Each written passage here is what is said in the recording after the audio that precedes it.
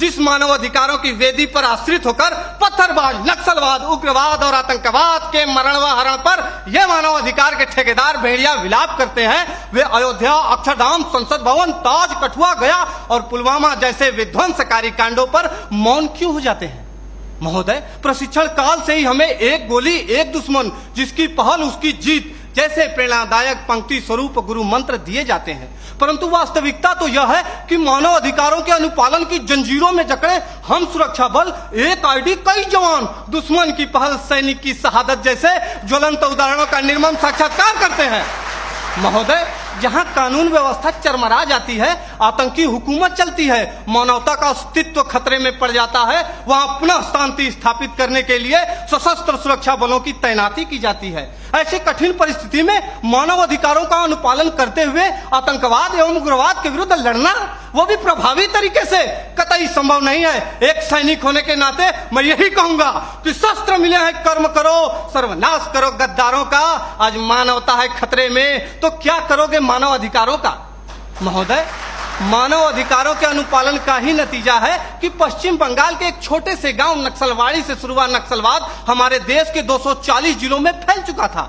लेकिन जब सुरक्षा बलों ने उनके खिलाफ कठोर और दंडात्मक कार्रवाई की तो यह सिर्फ 90 जिलों में सीमित कर रह गया है।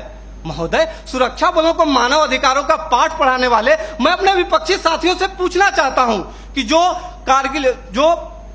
कश्मीर में जो कारगिल युद्ध के बाद पाकिस्तान के लवारिस सैनिकों के शवों को उनके धर्म के अनुसार दफनाया, वो है हमारे सुरक्षा बल, जिन्होंने इसी वर्ष 11 जुलाई को पाक अधिकृत कश्मीर से बहकर आए मासूम बच्चे के शव को प्रोटोकॉल तोड़कर पाकिस्तानी सेना को लौटाया, वो है हमारे सुरक्षा बल, जो कश्मीर के स्कूली बच्चों को दुश्मन की गोलियों से बचाने के लिए बुलेट प्रूफ जैकेट बन जाते हैं और अपने परिवार, अपने समाज, अपने देश के प्रति समर्पण का भार लिए हुए भी जो इस देश में शांति और अमन कायम करते हैं, वो है भारतीय सुरक्षा बल।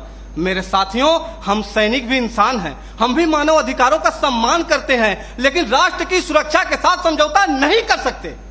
महोदय, केंद्रीय गृह मंत्रालय द्वारा संसद में पेश आंकड़ों के मुताबिक वर्ष 2014 में जहां 222 आतंकी हमले हुए, वहीं 2018 में इनकी तादाद बढ़कर 614 हो गई।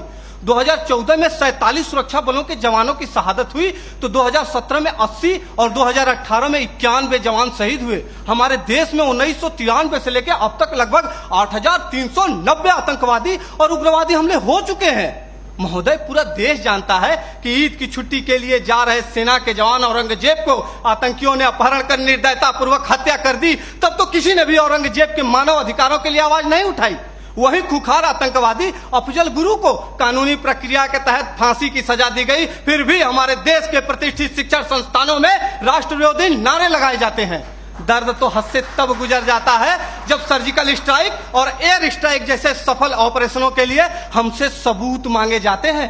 हमारे धार्मिक ग्रंथों में कहा गया है कि सीता हरण किया रावण ने, मानवता को ललकारा था, श्री राम प्रभु ने रावण को लंका में घुसकर मारा था। हम उन्हीं राम के अनुयायी सम्रानर हार नहीं सकते, जो रच रहे षड्यंत्र उन्हें क्या घुसकर मार नहीं सकते?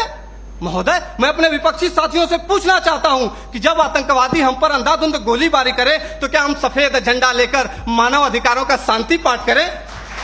आतंकियों को पनाह देने वाले स्थानीय लोग हम पर गाली गोली और पत्थर बरसाते रहे और हम उन्हें प्यार बांटते रहे? नहीं महोदय, नहीं। प्यार और सम्मान तो वहां बांटना चाहिए जहां से वापसी की उम्मीद हो। महोदय, मैं यह नहीं कहता कि मानव अधिकारों का अनुपालन नहीं करना चाहिए, लेकिन वे लोग जो मानव अधिकारों का दुरुपयोग करके सुरक्षा बलों को प्रभावहीन करने की कोशिश करते हैं, उन्हें कठोर से कठोर दंड देकर उनके साथियों को यह संदेश देना होगा ताकि भविष्य में कोई भी इंसान आतंकवादी, उग्रवादी और नक्सलवादी बनने की हिम्मत ना करे। धन्यवाद। जय हिंद।